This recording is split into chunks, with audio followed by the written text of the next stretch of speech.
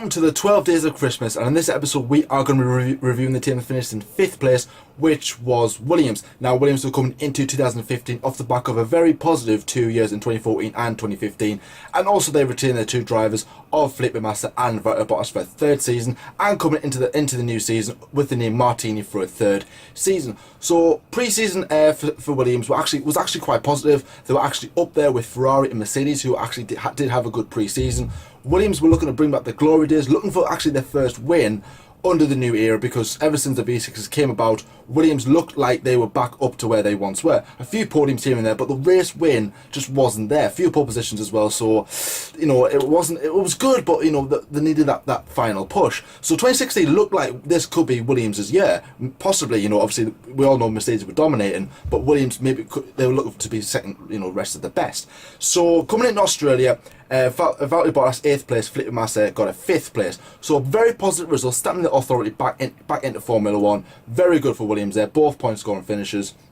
And obviously the pace wasn't there though, surprisingly, so very surprised about that. Obviously pre-season was positive. Coming into the race, this did slack that bit of pace, but I'm pretty sure that as the season went on, the pace would eventually, catch up with them. So jumping into Bahrain, Valtteri Bottas got an 8th place, Felipe Massa got a 9th place. China, Valtteri Bottas got a 10th place, Felipe Massa got a 6th place. So points are there, very, very good for Williams. But as I said, the pace was just not there for Williams. A lot of people were actually pretty surprised. This is actually going into be the worst start Williams have had under the V6 era, and teams were very surprised, and Williams were coming out saying that they were very disappointed with the pace of their car. Massa and Bottas both started criticising the car at this point, which is very bad news for Williams, especially because you don't want to be criticising the car this early on in the season. At the Russian Grand Prix, Valtteri Bottas got a 4th place, Felipe Massa got a 5th place, so there's the positive result. That's what we needed, that's what Williams needed, and hopefully by now podiums and race wins should be coming in once the new upgrades were available for the first race of the European season in Spain. Which was actually an alright result there. 8th place for Felipe Massa and a 5th place for Valtteri Bottas. In Monaco, a 12th place for Valtteri Bottas, the first time they haven't scored points this season in Williams, and a 10th place for Felipe Massa. At the Canadian Grand Prix, a retirement for Felipe Massa, followed by a 3rd place for Valtteri Bottas. A podium. He loves this circuit. He really does love this circuit. He got his first front row start here, and obviously whenever he comes here, Valtteri Bottas always seems to deliver. And to be fair, if you ever want a racetrack where Williams are going to do well, I'm pretty sure Montreal is going to be there. A lot of rumours that wasn't going to be on the calendar at this point. I think a lot of us were thinking, right, Valtteri Bottas might not do well. Should he stay at Formula 1 for another season? Valtteri Bottas might not do well at any other track if Montreal does get dropped. The brand new European race of the season, Felipe Massa got a 10th place, Valtteri Bottas got a 6th place. At the Austrian Grand Prix, a 20th place for Felipe Massa, 9th place for Valtteri Bottas. Poor result by Williams standards there. I think at this point in the season, me and Elsie were actually criticising the team at this point, but also as well, the pit stop awards were coming in thick and fast at this point. I think they won every one at this point, so that was something to look forward to. No points scored at the team's home race. 11th place for Felipe Massa, 14th place for Valtteri Bottas. Not what you want in front of your home crowd. Me and Elsie seen it. The pace wasn't there, especially in qualifying as well. It was nowhere to be seen. Basically, it was like Mercedes of 2016, nowhere to be seen. At the Hungarian Grand Prix, 18th place for Felipe Massa, 9th place for Valtteri Bottas, and he got the same result in Germany, followed by a retirement for Felipe Massa. So this is the tricky bit to actually explain, because it's like Williams the past 2 seasons very strong, very good. It was only the Red Bulls and the Ferraris and the Mercedes that were ahead of them in the past 2 years. So 2016 should have been a good season for them, but for some reason it just wasn't. It just was nowhere to be seen. The pace wasn't there, the reliability wasn't there as well.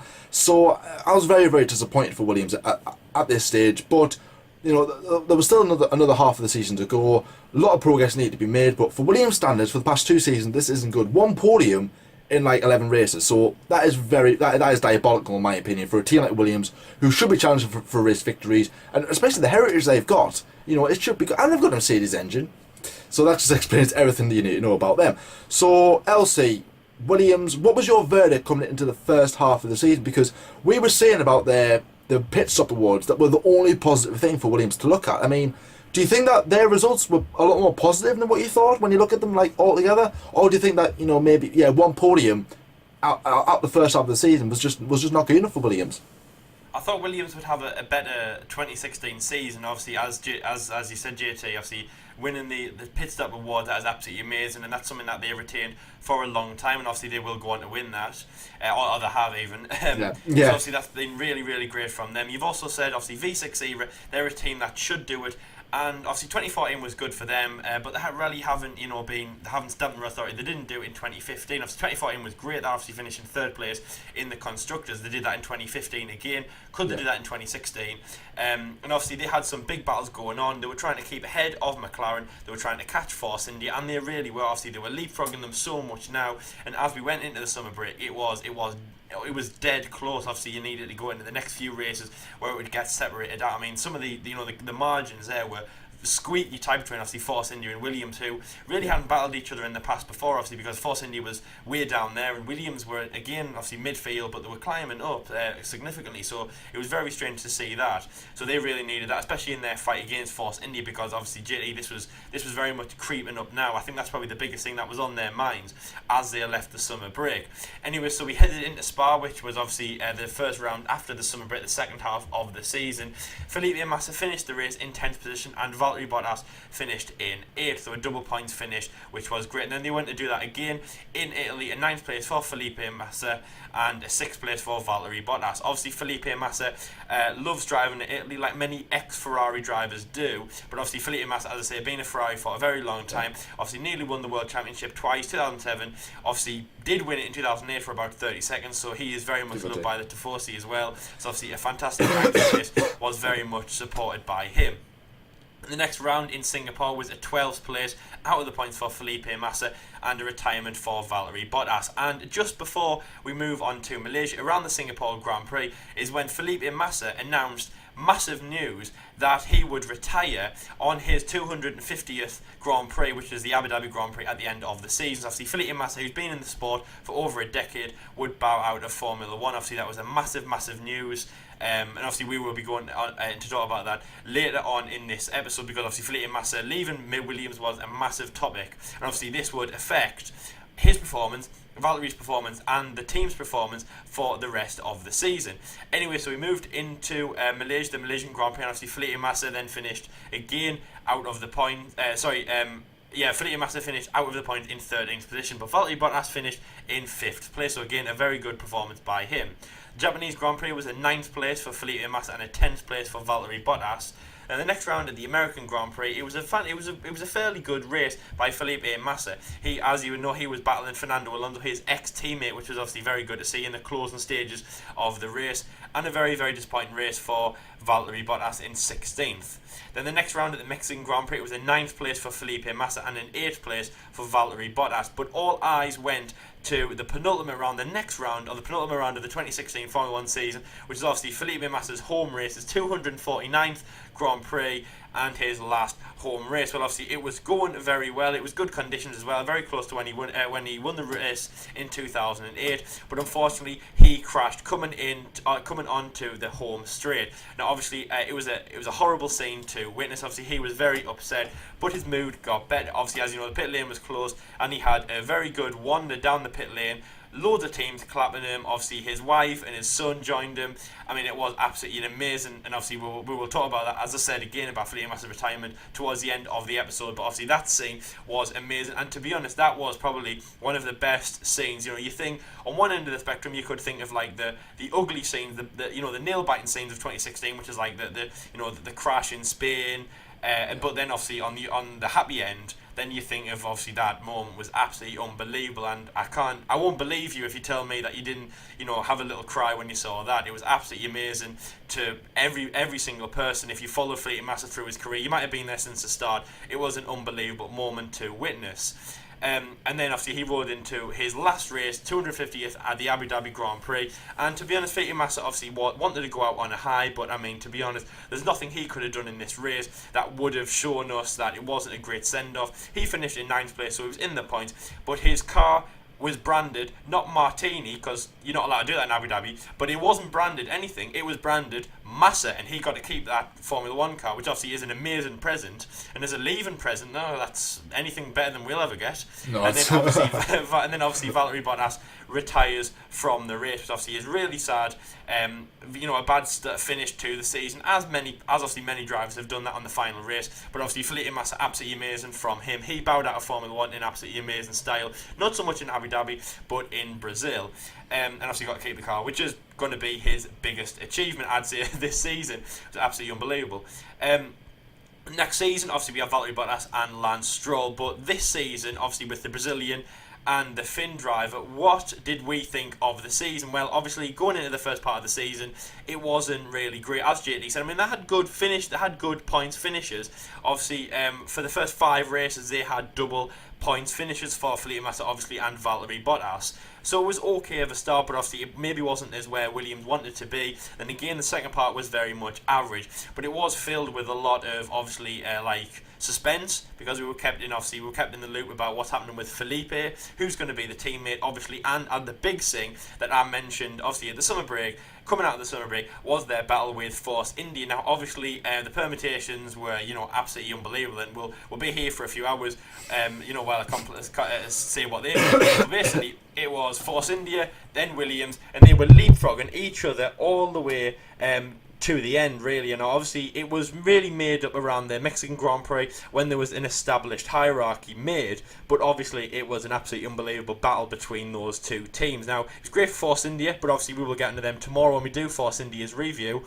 But obviously Williams absolutely great, so their grades. Now, it's hard to say with Williams, off the other team that have done a good season, but unlike what we said for McLaren, where obviously they've had a bit of an up and down season, but on the whole I'm happy, and JT's happy about happy-ish about where they finished. Yeah. I would say with Williams, maybe not. I mean, 5th place doesn't look fantastic, obviously, compared to what they got, as I said, in 2014. Was obviously 2014 was their massive thing. They got 3rd place, absolutely unbelievable. They were like, what is going on here? Come on, I am gobsmacked about that. I remember in Abu Dhabi as well, they had the biggest party as well in the pit lane, because they were obviously celebrating their 3rd place, which really, that was JT. I know I've said this a lot, but that was probably the first ever you came in like a torpedo. That was just out of the blue, Where did you come from, basically? Yeah. That was wow. That was a wow. Anyway, so 5th place wasn't great, obviously being beaten by Force India. It was very close, and it could have been a beating at the line, but obviously it became a massive gap. But we will get into that,